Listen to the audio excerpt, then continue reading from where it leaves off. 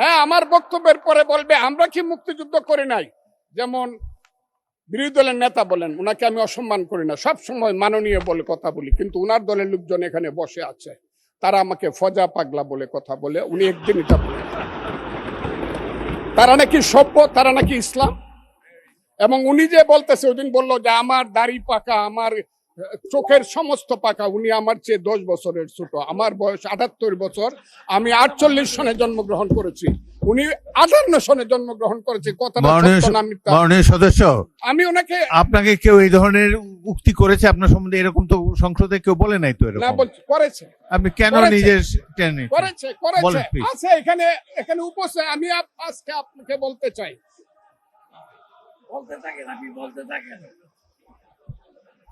আচ্ছা আমি যে কথাটা বলতে চেয়েছিলাম, বিরোধী দলের নেতা বলেছেন উনি মুক্তিযোদ্ধা পরিবারের লোক এবং উনি শহীদ পরিবারের লোক এবং উনি জামাতে ইসলাম করেন।